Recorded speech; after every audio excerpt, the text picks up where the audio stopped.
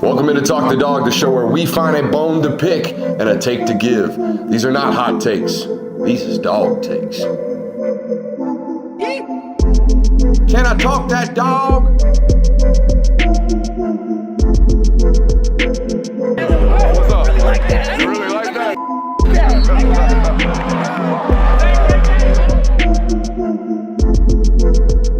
Let's shut up and grind some tape. What is up, ladies and gentlemen? Happy Tuesday to you. We do it every Tuesday around here and every Wednesday, twice a week. We give you hot off the pressers. What is that for you newbies? Okay, first of all, welcome in if you're new. Make sure you hit that thumbs up button and subscribe. But what is that for you newbies? We come running down the truck, fresh off of Kirby Smart and the player availability, media availability pressers over there in Athens, and we give you our immediate thoughts, impressions, and takeaways, if you will, from the head man's press conference today. I always go in, I always prepare. What am I gonna ask my mans today? What am I gonna ask him? What am I gonna either confirm that I saw on tape? Because what I try to do now, and I always thought about it, was years where I didn't get to do this. I didn't get to probe my mans. Didn't get to ask him football questions during the week. Didn't get to ask my man's football questions during the week because I wasn't there during presser availability. So I'd always think, like, what would I do if I had the ability to do this? How would I make sure I maximize my opportunities? And I always told myself, well, you're the film guy, and you study a lot of football, and you watch a lot of football. So watch either the game that on Mondays, I ask him Auburn football-related questions, right? And on Tuesday, when we get him, I want to ask him about Kentucky. So I spent this morning watching a bunch of Kentucky tape, okay? After I did All 22's Day over there and gave the folks that Auburn All 22 breakdown over on patreon.com/Brooks Austin. I sat there on that couch, and I watched there on that film, okay? I watched that Kentucky and Florida game. And I ain't gonna lie to you, okay? Austin Armstrong, schematically, is not a twin, but he is definitely a close relative, schematically, to what you do defensively at the University of Georgia. So when I see that, and I see Kentucky rush for 300 and some odd rushing yards, one player have over 270 yards, I'm thinking, okay, did they either whip Florida's ass, okay, or did they beat them with the X's and O's schematically? And when I watched, it was a little bit of both. I'm not going to lie to you. It was a little bit of both, mainly Florida kind of getting beat up on the one-on-ones and not shedding blocks, not attacking blocks, not striking blocks like they're supposed to. So, hey, Coach, what'd you see? When you went and watched it, okay, y'all are familiar and y'all are similar schematically, that being defensively Georgia, defensively Florida. Y'all are 4-2-5 split safety, mint front defense. That's what y'all do. Okay, y'all get into bear against 12 personnel. Okay, y'all do the same stuff schematically with a little bit of tweak and a little bit of twist, okay? So when you watch a team rush like that, you got to wonder, hey, are they going to be able to attack similar things against you guys that they did against a team that is very similar to you guys schematically? The answer today was quite simply no. All right, quite simply no, despite the fact that they are schematically similar. It all boils down to, in Kirby Smart's opinion, he said today, striking blocks and shedding blocks. Okay, that is football. It can get as complicated as you can possibly make it schematically, but when it boils down to it, can you block and can you tackle? All right, that's really it. And I don't think, and we watched 4 or 5 plays of it just before the show to get prepared for concepts of the day. Ugly. Yeah, Florida did not tackle very well, and Florida did not block very well on Saturday against Kentucky. And Kentucky did both of those things on that side of the football. So it was interesting to hear his thoughts on that. We also asked him how multiple are they in that run game. We're going to explain to you just how multiple they are today. He said they have an advantageous or a schematic advantage, if you will. He didn't say it that way. I'm paraphrasing. They have an advantage being that Georgia's offense runs a very diverse run scheme as well. They run a lot of duo that we're going to show you today. They run a lot of inside zone. They run a lot of counter. They don't run power and trap that Kentucky does run. So we're going to show you those today as well. So, he said they are very multiple, but you guys have an advantage, like I said, because y'all are multiple offensively, and you play one of those every single week during practice. What else? I was asked about Jalen Walker, and Jalen Walker, like Xavier Sori, a football player that came from a high school background where coach asked him, hey, get after the passer. Stand on the edge, shut everything down in space. This transition to playing inside the box and traditional off-ball inside linebacker has become a little bit of a crossover point for both Jalen Walker and Xavier Story, where we kind of got to train you during the week, okay, to play inside linebacker. And then on Saturday, we're only going to play you where you're comfortable, and we're only going to play you where you're one of the best 11. And for Jalen, that's on 3rd and long. And for Xavier Story, that's on 3rd and long right now, getting some spot play at that traditional inside linebacker spot. But something I think you're going to continue to see. Not necessarily, Georgia doesn't struggle with this, so don't get these things twisted. But you're going to see players like Jalen Walker and Xavier Story, and even Smile Mondon to an extent. Played some inside linebacker in high school, but was asked to do a whole bunch of other stuff throughout his career.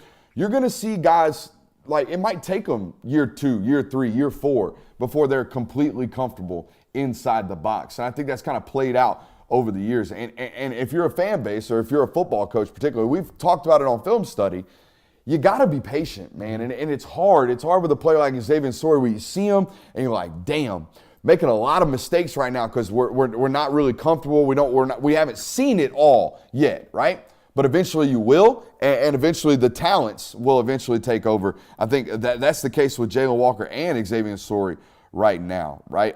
He was asked about the similarities between Kentucky and Georgia from just a cultural standpoint, how they build their programs. I think from a physical, we want to play a physical brand of football, they're very similar. We want to play 12 personnel, they're very similar, but their 12 personnel is very, very different. Like, I don't think Georgia remains a 12 personnel team when Brock Bowers leaves because they don't have an 11 personnel tight. He's a wide receiver when he's out, and when he's in, he's a tight end. And he's about the only one that's like that. He's the only one that can really run like that and block like that. Like, Kyle Pitts in Florida would have been a 12 personnel football team if Kyle Pitts could do the inline stuff too. So they just remained an 11 personnel team. You're only a 12 personnel team because Bowers is elite like that. But yeah, they're relatively similar from a physical standpoint. But he did mention, like, I don't know. I don't know what they are, who they are, how they are, because I haven't had that conversation with our boy Marky Stoops. So I think we find out more and more, or I find out more and more every year, like who's he close to? Which one of your cohorts, which one of your colleagues are you close to? I think it's very clear he's close to Lane Kiffin. I think those two staffs, they talk. They're very open and forthcoming. I think Alabama, they're not necessarily like buddy, but they're not enemies, okay? But those are about the only two. And maybe Arkansas. I think, up there with Sam, definitely, but not like that's big brother, little brother kind of deal. They're probably not mutual interest right there. Right. Probably a lot more Georgia helping out Sammy than the other way around, I would imagine. But you can kind of tell who he's close to and who he's not. Clearly not a close relationship with Kentucky, but why would you be? That's an SEC rival. I mean, you can kind of just tell based on where players end up in a transfer portal. Like, you see players go to Alabama. You see players go to Ole Miss. You see players go to Arkansas. You really don't see them going anywhere else. You might have the occasional guy go to Florida, but a lot of them are at those three schools. That's a really good point. You got Latavius Bernier up at Arkansas. You had Amir Singletary's there. Yep, Singletary's there. Y'all had a safety a couple years ago. Otis Reese go to Ole Miss. Jermaine Burton. Trezman Marshall. Trezman Marshall. Yeah, the Alabama ones are easy because they're big name guys. Yeah. The Trezman, we'll let you walk, son. That was nuts to me because that would have been a third or fourth backer this year. I don't think we see.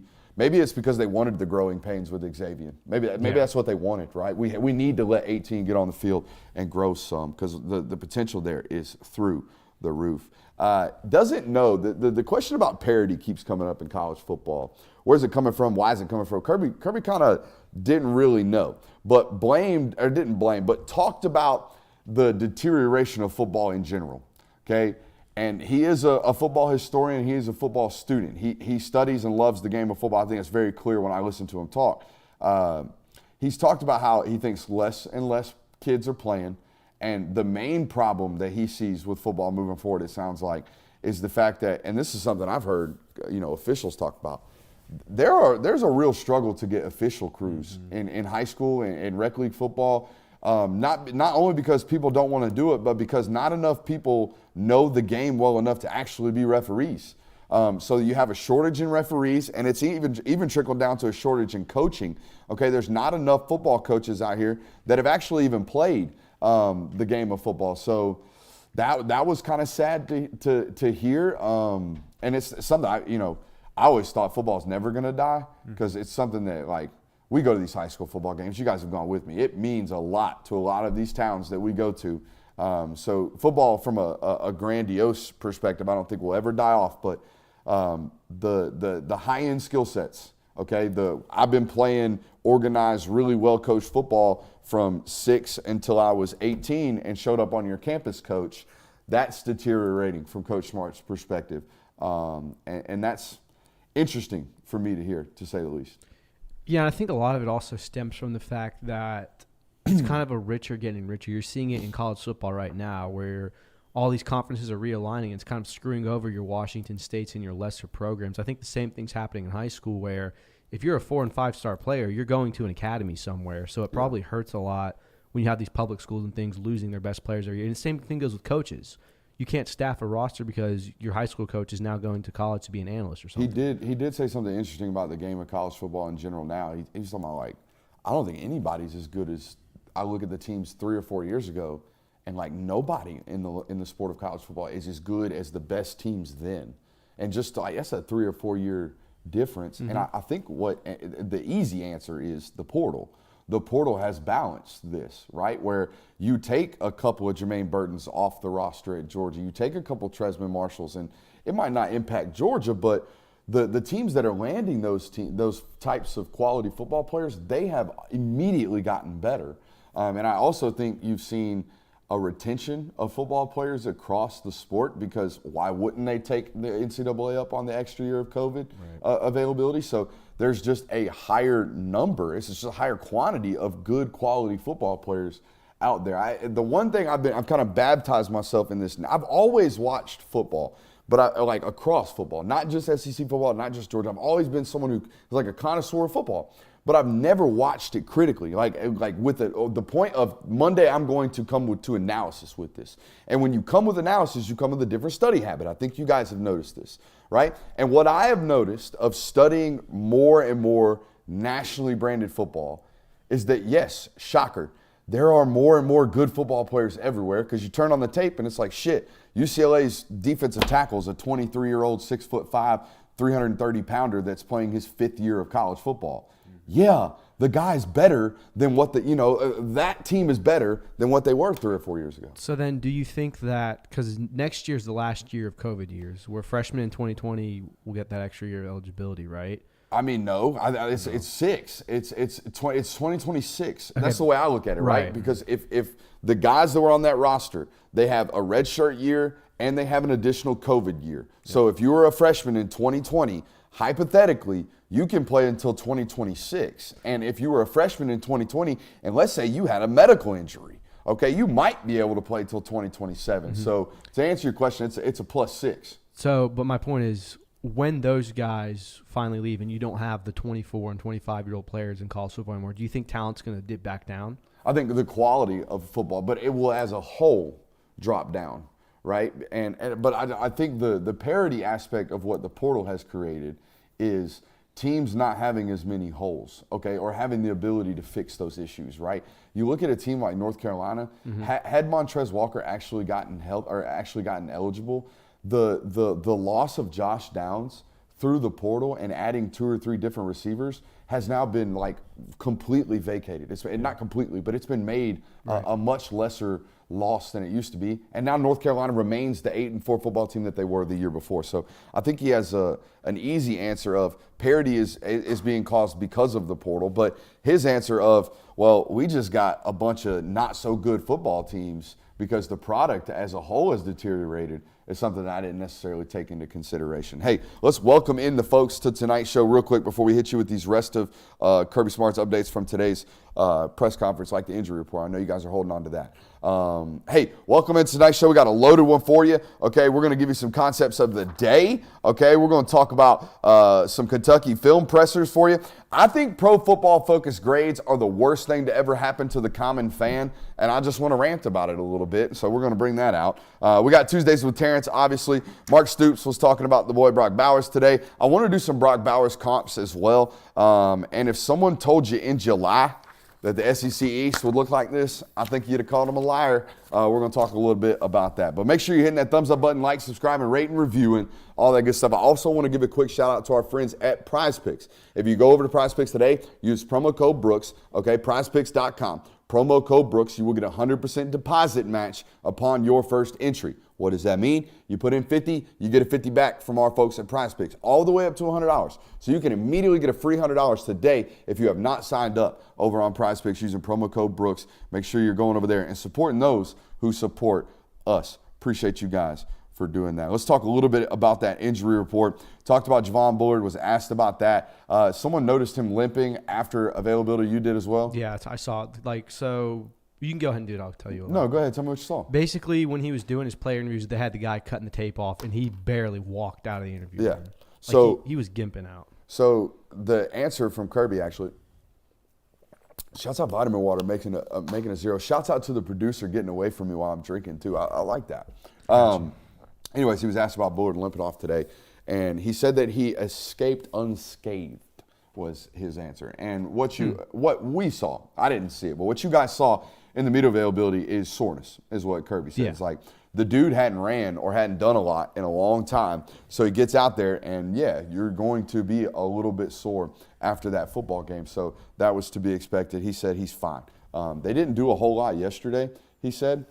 They kind of took a lighter day. And apparently that's standard operations for them. Week 5, they start to de-escalate the recovery cycle. He said the science tells them that they need 48 hours of recovery after a football game during season. So apparently Mondays have become a much lighter slate for those guys. So Tuesday's practice today, obviously, he got back in there and was a full participant, it sounds like. Lad is a matter of got to get back into game shape, which that's to be expected. He said something interesting Monday about how it's hard you don't want to run them. You don't want to run them extra during the season because we're trying to save their legs, but you're also trying to get them back into game shape. Mm-hmm. So once the season starts, we can't really condition guys because we're trying to protect their legs. So going to be a ramp-up process for Ladd. But I'm going to tell you what. I watched it again and again and again this morning.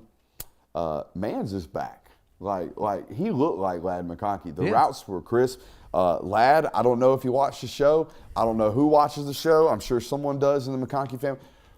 Man's learned how to run routes during his time at Georgia. I'm going to tell you, as someone who evaluated North Murray High School 165-pound Ladd McConkey, no way would I ever have imagined watching him run like well-developed, crisp routes that he runs on the college level nowadays. So hats off to the development there. I mean, it's been – he had the twitch. He had the ability to take the top off. I think that's the misconception about him. He is a burner. Like, that dude can get on top of a defense really, really quickly. And you can see it on film. Like, you won't see a lot of teams press him because they're worried about him running by them. That's the reality of 84. And I know everybody looks at Ladd and they're like, ooh, slot receiver, possession guy, scrappy, bring your lunch pail. Nah, dog. Bring your parachute. He going deep. I don't know why you bring a parachute there. But he's taking the top off. Okay? It's deep shot. Bombs away. All right? Jumping out the plane. I think that's what my head was thinking. Okay? Anyways, there has been some development in the underneath stuff and the refinement of his routes. It sounds like he's going to be back and back and back and back and back. Same thing for Kendall. It sounds like there's some ramping up in that as well. He had a follow-up asked about the football question today. And I thought it was interesting, and the only reason I bring it to you is because it's interesting. I found it applicable to my life, and I think applicable to anybody who actually played the game long enough to resonate with what he talked about. He was asked about what football teaches you life lessons. Was his point about the deterioration of the game in general, like we were talking about earlier. And he was asked a follow up. Hey, what are some of these lessons, and what are some of the values that you've taken from the game of football? And he said, I think the number one thing that football has in common with life is the fact that it is hard. Okay, and it sounds cliche, but he basically said anybody who has been willing to put a helmet on and go out and practice in the heat for 2.5, 3 hours, they have already proven to themselves, it ain't about the world, they've proven to themselves that they are willing, able, and capable of doing things that are hard. okay? And life is hard, and going up and doing a 9 to 5 is hard, all right? And when you do that, and when you show and you're capable of doing that, you have the confidence to carry those things throughout the rest of your life. And I'll be honest, I think you can learn these things outside of football. I don't think you necessarily need football to be someone who establishes discipline and establishes the willing to work hard and work ethic and all those things, but it certainly helped me in my life. And I think anybody who has played the game and resonates with that, bro, I'm gonna tell you, the heat don't feel like the heat to me. I hear other people around me when it's 105 outside, and it's like, man, it's hot outside today. Yeah, it is hot outside today, and that's just the reality of the situation. And it doesn't make me tougher than the next man, but it's why I'm tough. It's why I feel like I'm tough mentally. It resonated with me. Yeah, I mean, sports, the Army, even whatever it takes for you to like build some foundation of discipline in your life, I think. And it's obvious that football has been that for Kirby Smart, and it's for a lot of people who played football, especially at a high level. So he's absolutely right there. I just need some callousing. You know what I mean?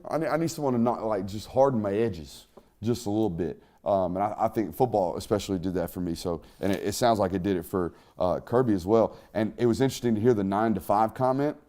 Okay, and willing to consistently show up to do the hard things, and then have Kamari walk in after that. Kamari Lassiter walk in after that and be asked about what has football taught you. And the first thing he said was the need to be consistently like after it, like the need for consistency in anything in life. That's what football has taught me. So definitely consistently working hard at the things you do. And again, I think anything will teach you that. Brett Thorson got to talk to the media today. I know we're going really long here, but I think this is really good stuff here. Brett Thorson was available today, and I got to ask him his first question, and obviously from Australia. And to me, Australian specialists are known for one thing, and it's the rugby-style punting, right? You run right and you punt it, or you run left and you punt it. He is obviously not a rugby-style kicker. He is a traditional American-style kicker. And I asked him basically like, hey, why? Why you traditional guy? Why you no Australian guy? And his answer was, we all learn. Wait. You have to say it in Australian. No, I don't. I don't have one, mate. Put another shrimp. I wanted to. Throw another shrimp on the barbie. Yeah, the shrimp on the barbie. He was asked, like, do any of your teammates have good Australian accents? And he said, none. But if there was one that has the worst, it's Brock Bowers. He's got to be bad at something. He's got to be bad at something. You've got to be bad at something. But anyways, asked him about traditional Australian style, what's the deal, why are you a traditional guy? And his answer essentially was that we all know how to do the Australian punting. Like if he wanted to today, if they asked him to, he could run to his right and punt the football. But he went to something, I got the name down here, it's called Pro Kick. Apparently it's an academy out there in Australia for all rugby-style punters that show natural gifts at this. And apparently it is very much so. I see a lot of foreign athletes have to go through this. Once you commit to training at this Pro Kick Academy, it consumes your life, and you are promised to a Division I scholarship. Right? Mm-hmm. That was the tone. If you go back and listen to the interview today, it's like, I made a commitment to Pro Kick Academy, and once you do that, you're already like known. Like it's known you're going to pursue a scholarship. It's just a matter of where. They will get you somewhere, and you're going to America. You're moving to America. It's known in that room from a very early age. So that was something that was neat to hear, interesting, intriguing to hear from me today. But anyways, he knows how to do the rugby-style kicking, and it was a very in-depth and detailed answer in that brilliant Aussie accent. He also has favorite food spots in Athens. Any guesses? What's up? Terrence is in. Terrence is in the chat. Let's get guesses on the food places that the Aussie loves in Athens. It's not Outback, is it? No, but he did get asked about Outback. He's only had Outback catered, and apparently Scott Cochran calls him Outback. So that's kind of funny. Nice. Outback. That's probably how it says. Oh, Outback. Yeah. That's exactly how it sounds. I feel like that's people, exactly how it sounds, isn't it? Outback. Yeah, I feel like people who aren't from America like the super American style restaurants the most. Yeah. I could see him saying he likes Chili's a lot. Ooh, baby back ribs, barbecue in the sauce. Athens area or just America? Athens. These are all Athens restaurants. I have no idea any of these. So this is why I asked you Trapeze. guys. Trapeze, not on there. I'll give you the first one. ZZ and Samoans. Yeah. Don't know. ZZ and Samoans. How about a coffee joint? Do you know the coffee joint? Jittery Joe's. Jittery Nope. Joe's. That's one A everybody Thousand knows. Faces, apparently, is Oh, where my yeah. man's likes to get his coffee. Ever heard of Big City Red Cafe? Yes. Yes. Big fan of that. How about Chuck's? Chuck's. Yeah. Chuck's. He likes Chuck's. Apparently, you guys like Bring your Chuck's as wallet, well. but yeah. Bring your wallet? Yeah. Apparently, ZZ and Samoans is the one he traps all of his friends coming into town to taking him to because apparently it's a good meal. Yeah. So that's good. Let's welcome in our boy Terrence Edwards. Terrence, do I got him? I think I got him. I know he can hear me. Terrence, how we doing today, baby?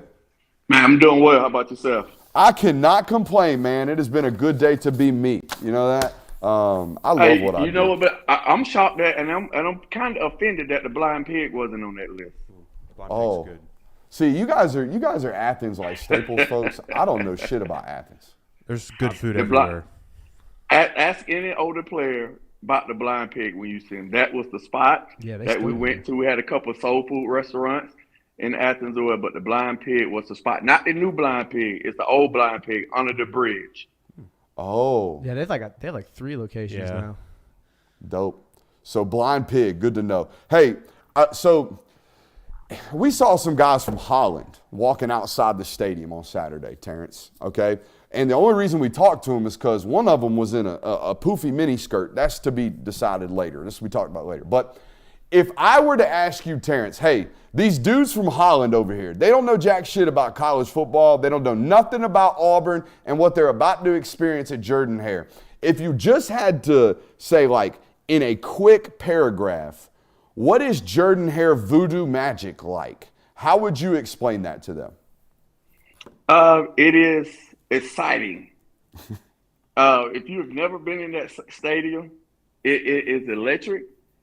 That was one of my favorite places to play, and that voodoo, it got something on that place. And I was going back and forth with my guy Takio. He was at the game, and I told him I was very upset that the broadcast did not mention him with Charles Barkley and Cam Newton until later that they did. Oh, that's Takio over there. But no, you got to recognize, but that Jordan-Hare voodoo is real. Yeah, your boy Takio down from y'all played on the same high school team, didn't you? Correct. Man, what was that like? Did y'all just drum up everybody in high school football? So let's take it back. So my brother Robert was a senior. Takio was a sophomore. So from 93 to 97, we had at least 2 Power 5 players on each of those teams. 2 Power 5 players on each of those teams for how many years? From 93, when Robert graduated, Robert only had 1. Jesus. So I just go down the list. Robert started off, he went to Georgia. The next year, we had the number 1 linebacker in the country. His name was Demetro Stevens. And I had another brother on that team.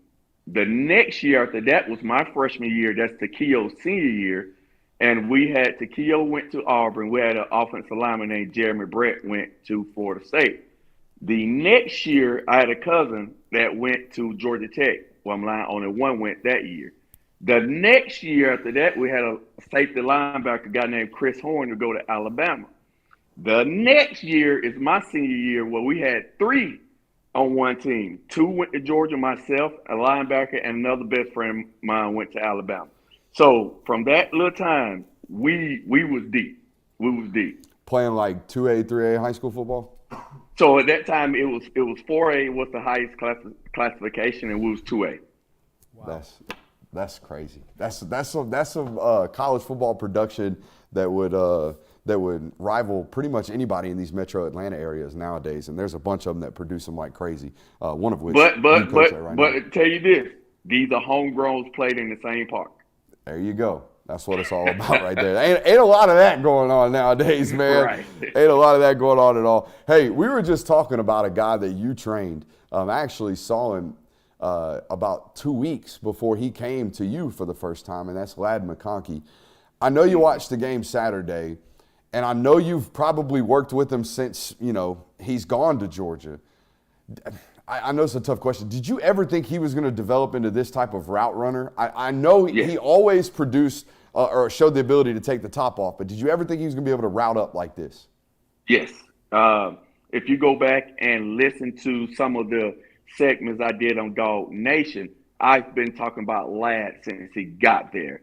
Yeah. And one of the first things that I noticed was his suddenness, his quickness, his straight line speed, but his natural catching ability was just off the chain for a guy that haven't played a lot of receiver, because we all must remember he was a quarterback at North Murray High School. So he didn't play a lot of receivers. So once he did come to me, I was like, this guy right here has it. He has it. So, I haven't worked with him a lot since early on in his career. He's done some stuff with give them a promo, Steph and TJ with Top TSP. Chef as well. Yeah, so he's done some stuff with them, but he's a guy that I knew would be this type of player. Absolutely. What did you think about just his return in general, what it meant to the offense? I know he was a major third down contributor on Saturday. I equate it to the same boost that Marcus gave us as well. Like that first game, just not having Marcus, not having Ladd, just kind of done something to us, having two guys that have played a lot of football. And Carson knows very well because he's been with those guys forever. So just having those two guys back gave us a spark. Ladd definitely gives us a spark. So when we really get our full complement of receivers, along with that generational superhero Brock Bowers, we get our backs back. Like, we haven't played with a full complement of our full team yet, especially offensively. So we're slowly but surely getting those guys back. We're getting in the meat of the schedule right now. We need Ladd back. We need Marcus. And we need, hopefully, LaRoy is healthy, and we need his playmaking ability as well. He came right back out of the tent Saturday after what looked like a little rolled ankle. You mentioned him, and I asked Murray this question yesterday, and his answer is so damn easy because he played with A.J. Green. But did you play with anybody just as physically dominant and as like, holy hell, look at this guy, as Brock Bowers? Offensively, no. Just in general.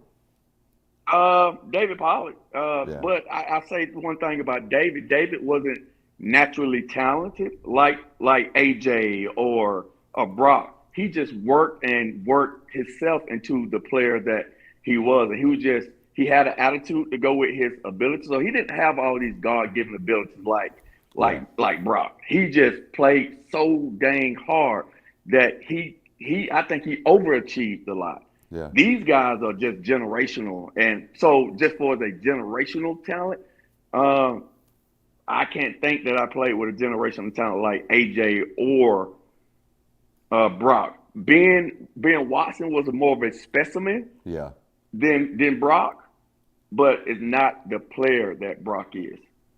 That's a great way of putting it. Did you play with Boss Bailey? Yes. Played with Brock. If I remember about him, he had together. some freaky weight room stuff, didn't he? So Boss Freakish was his vertical and his 40. Being 230 pounds, he did run a 4.3, and I don't think we'll have a linebacker to ever break that. And I think him and Champ owns the vertical record. They like 46, 47. Yeah. So we had this poster. I think it was my brother had it in his room. I'm about to expose some stuff here. It used to be like this. Y'all used to have these summer dog like posters y'all used to have. And it would be shirts off with the chains. Yep, shirts off with the chains. You know what I'm talking about. And on the bottom, it would say all the like record holders and it was nothing but Boss Bailey. It was just Boss Bailey, Boss Bailey, Boss Bailey, Boss Bailey, Boss Bailey. And yeah, you are correct. He had a 4.38 and he verticaled 46.5 inches at 6'2.5", 230 pounds. That was Boss Bailey. Boss is probably the freakiest athlete that I played with. We actually came in together, but Boss was, you just like, how fast is he? If you look at the Tennessee game, do you remember when he blocked the extra point and then he just flying over? Like, Boss and Ben is probably the two just freakiest athletes that I played with. 100% checks out there. I can't remember what I was going to ask you next, but we'll move on. How surprised with you with just how open Brock Bowers seemed to be in the second half? I know Auburn was playing a bunch of zone, but is that some credit to Mike Bobo? Do we need to give some of that? Because he has found ways to manufacture touches for a football player who everyone knows in the stadium, we got to stop this guy.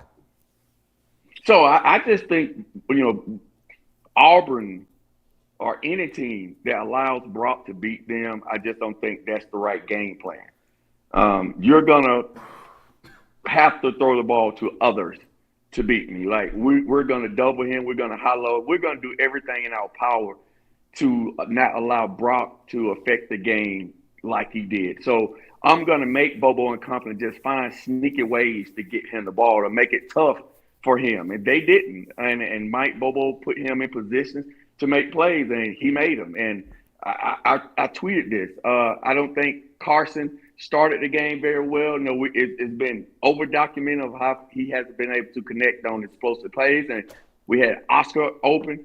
But in that fourth quarter, when we needed it, Carson was dialing them up and putting them in position that Brock could just catch and run. There was 2 catches that Brock had was just amazing, but the other catches was right on the money, and he could continue to run. And people just don't understand how underrated that is how important to put the ball in position that the receiver can catch it and run at the same time. I tweeted about it on Monday. I think because I love my boy Gary. Gary out here, Danielson, on the broadcast, just talking all up about yards after the catch, and it's an important stat. Yards after the catch, in my opinion, Terrence, is a team stat because, like you're talking about, if the ball is not put into position where the receiver can run after the catch, then we don't have run after the catch, right? If the receivers that don't have the ball in their hands don't block after the catch, there is no run after the catch. I think run after the catch is a team-oriented stat, particularly with how the extension of the run game, little arrow screens, little tunnel screens, things like this have come into the game of football. Run after the catch, team stat.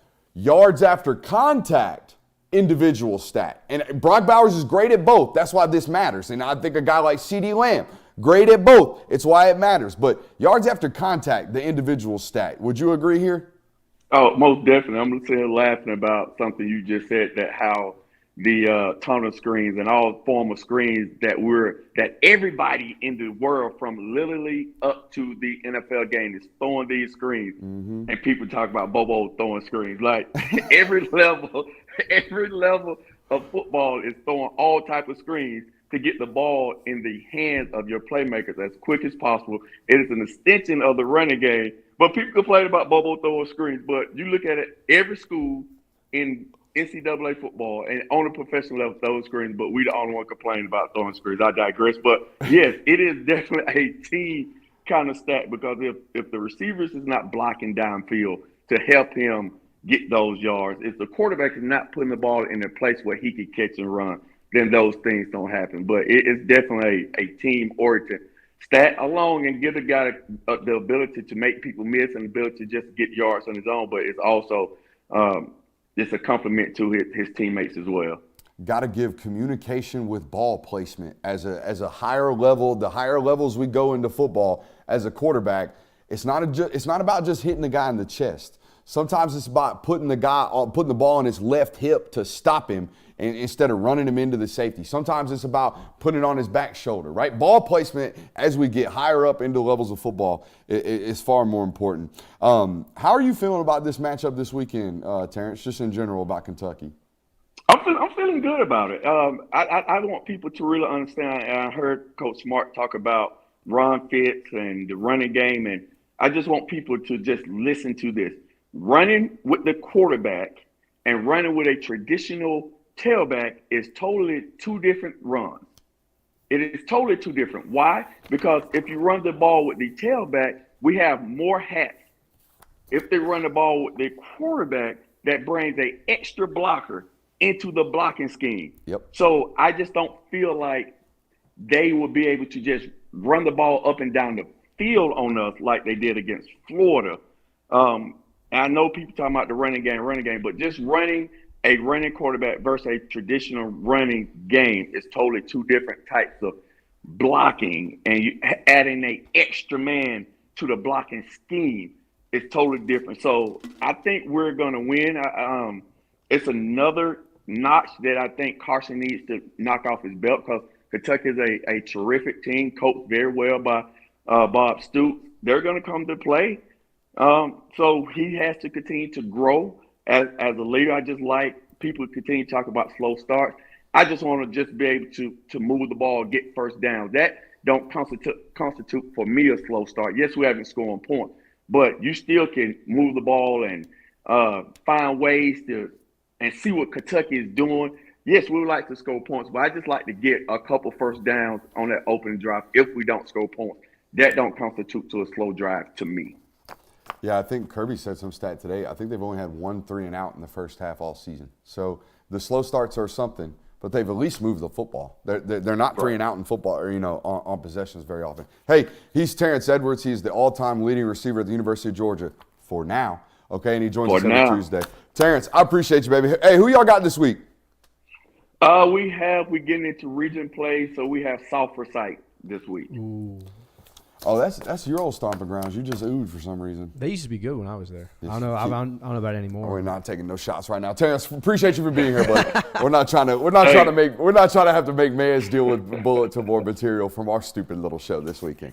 So you talk about bulletin board. Did you see what Roquan said about bulletin board material? Hey, say you don't need it. I'm calling fugazi. College and high school football players need it. NFL football players do not. Roquan said if you ain't a football player, you don't need it. But I kind of agree with you there that it does help in the lower levels. But he's also a middle linebacker. Them some bitches wake up wanting to kill somebody. They're crazy. You're right. Y'all have a good one. Hey, appreciate you, Terrence, man. Absolutely. Right. Y'all make sure y'all are following Terrence on Twitter if you're not already. He's at TE Wide Receiver Academy, Wide Receiver R or WR, excuse me. That's Terrence Edwards. And he mentioned a great point. He's talking about schematics. And he was talking a little bit about Kentucky's run game. We forgot to get to concept of the day before we added our boy in today. I want to talk about this because I looked at it today, and man, these guys, they do a lot of shit.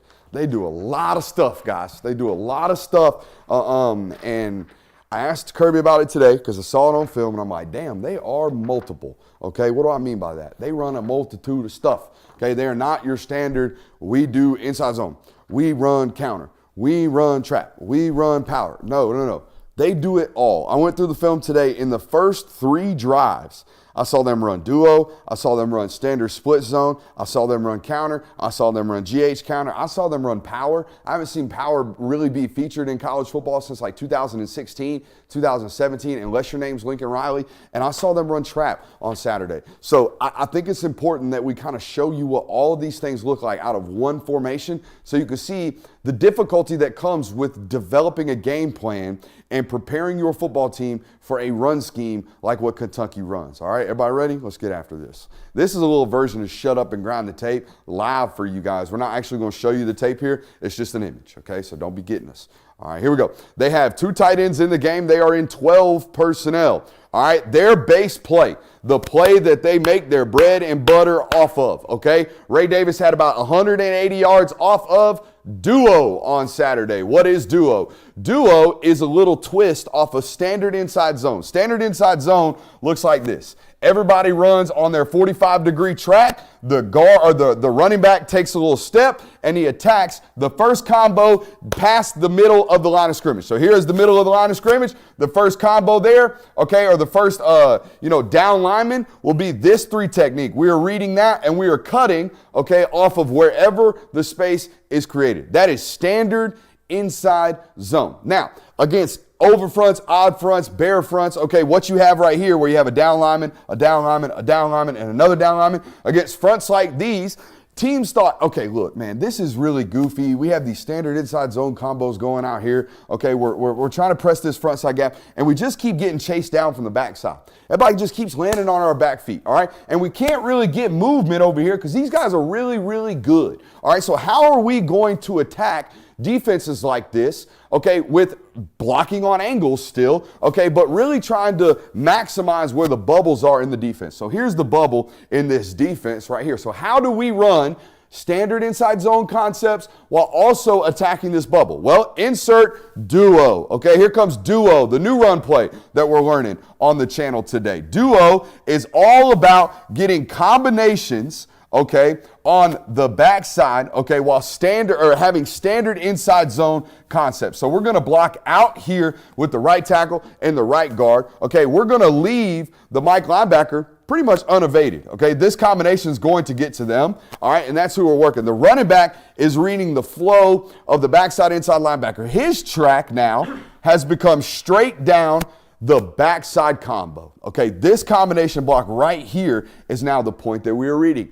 That, ladies and gentlemen, is duo. So we got to get prepared to fit duo as well. Now, here's where it gets really, really cheeky and geeky. All right, here we go. Now we've run inside zone, we've ran duo. Now you got to learn how to fit counter. All right, so we're going to pull and kick. We're going to down block all the way to the backside inside linebacker. We're going to seal or pinch hinge this nose tackle. We're going to pull and kick that end man. We're going to pull the backside tackle and wrap him for the front side inside linebacker. Boom, insto facto, we have one-on-one with the safety up there on the front side. We'll do some type of motion to occupy that guy. That is regular, standard GT counter. Here's the other problem.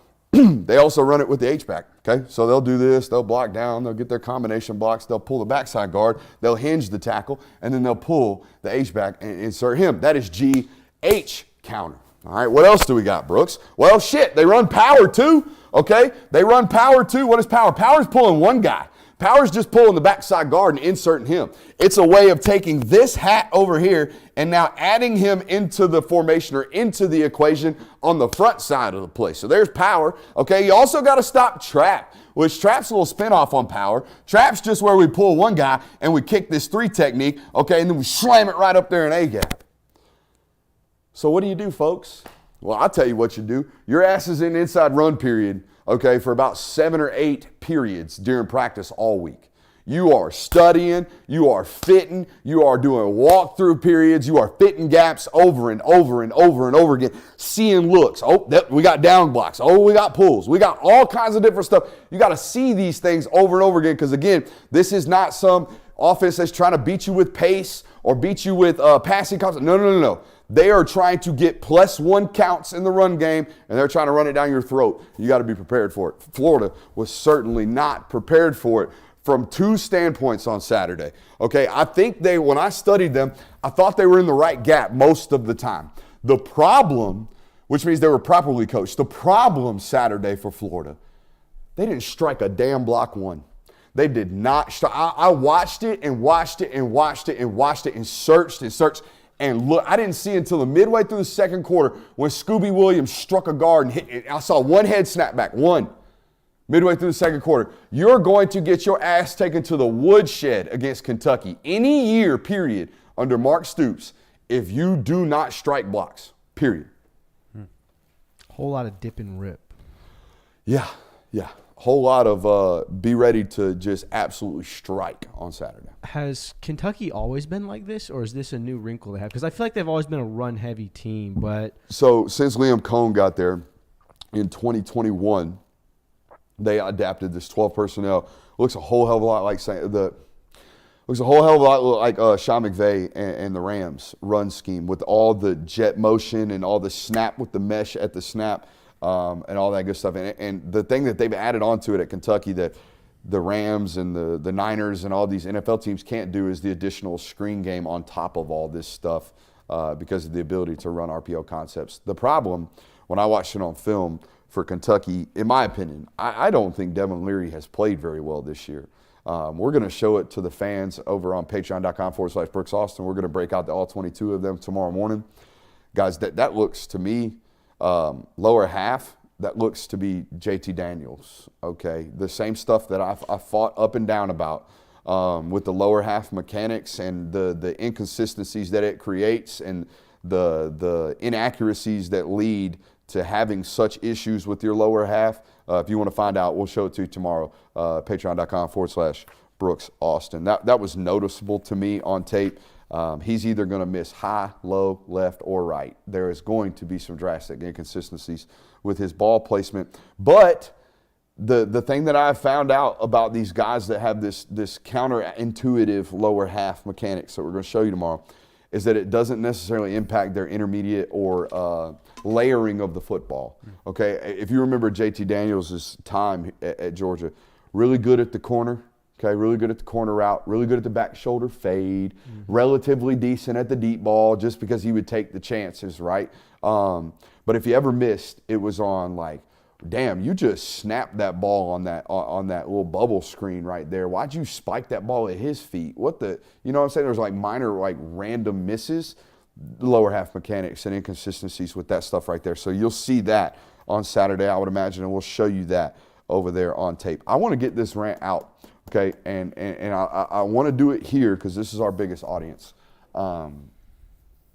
And when I do this, I want you to know that this is not me attacking you. This is me telling you that you're a victim, okay? And your victimization is a byproduct of an issue that is going on in the industry, okay? And it's Pro Football Focus. Pro Football Focus has the common fan all kind of messed up. And it's not your fault. You take their grading systems and you take their little numbers and you take them as gospel. And in reality, they are not. Let me explain to you how I envision PFF working. And if I am wrong, somebody from PFF find this and tell me. But this is how I envision this working, okay? PFF employee A is given game A and told to go evaluate that. That's fine. I'm okay with that. Now, here's the problem. This would be like me establishing a test, okay, giving that test to my students, and then hiring an outside grading firm to come in and grade the test results. But here's the trick. I don't give them an answer key. I basically make them take the test too. But also, I don't tell them the curriculum. Okay, I give them this end result. I give them this finished quality test, and I say, all right, go tell me how my students did today. But I don't give them an answer key. That's what's happening right now. We have this company who, by the way, their main objective as a company, their main in-source is not PFF grades. It's all the data and all the other stuff that they do behind the scenes for all the schools that they have contracts with. So there's a whole nother avenue of income for them that you guys aren't even privy to. What you are privy to is the subscriptions that you are paying for, okay? And I'm sure there's a lot of great graders out there, okay? And I am very confident in how I see the game of football. I think I'm very, very smart. But if I took Kirby Smart, the smartest football person that I am nearest to, okay, and I said, all right, coach, I need you to grade how Auburn performed today. He would look at me and he'd say, well, I don't know what their assignments are. I don't know how they're coaching that tag. I don't know how they're coaching that cat blitz. I don't know how that quarterback is taught to process that read. So how am I going to evaluate his performance if I don't know what his curriculum or what he is being asked to do? The answer, you can't. Okay, so the whole rant is me telling you, the fan, please, for the love of God, do not go out there and try to win an argument or try to, confirm your points with PFF grades because they're probably not correct. Dalton Reisner, one of the best interviews I've ever done in my career. He is an offensive guard right now for the Minnesota Vikings. He was a second-round pick for the Denver Broncos. He's played like 5 years in the league, okay? He's been doing this for a while, all right? I'll never forget him telling me, my highest grade ever from my position coach in professional football is to date my lowest grade ever on Pro Football Focus. My coach came up to me after the game and told me I played the game of my life.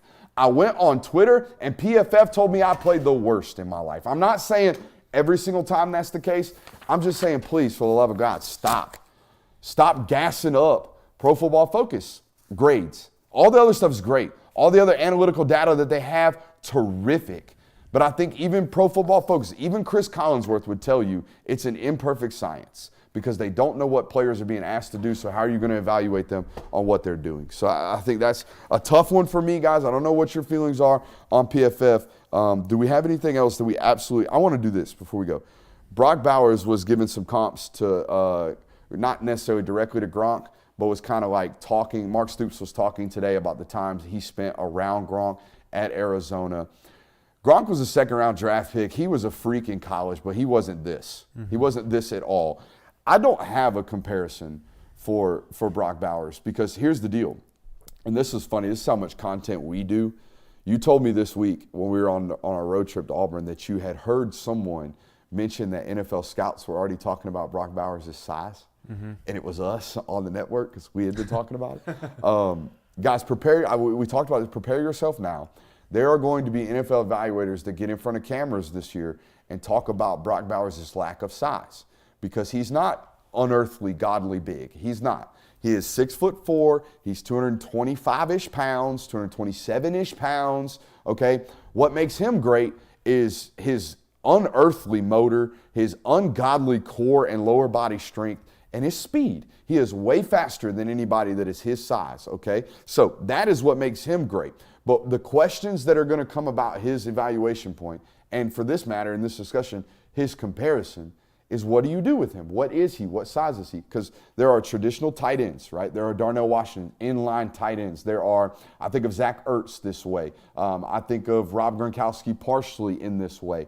Think of some other inline tight ends. I think of Greg Kittle this way, or George Kittle this way. End of line, traditionally great tight ends that can really get it done. Then there's these move tight ends, these guys that play out in space. Think Travis Kelce. Think Evan Ingram. Give me some other ones names. T.J. Hawkinson. Think of T.J. Hawkinson. Think of these guys that play out in space. The other Iowa guy. Think of the Fant kid. Okay, these guys that play out in space and really run and are really mismatch issues. Well, the problem with Bowers is that he's kind of all of those things, and he's a modern fullback. Okay, I had a source inside the building the other day tell me that, because they have these discussions, because some of their jobs is to, talk to NFL scouts, gauge them on their interest of players, give them details about players. And NFL evaluators are kind of having a tough time figuring out who this guy is, what he is, who's the evaluation. And somebody mentioned one today to me the other day. Imagine if Kyle Shanahan had a morph between George Kittle and Kyle Juszczyk. That's what Brock Bowers is going to be to these football teams in college or in professional football. That's my comp.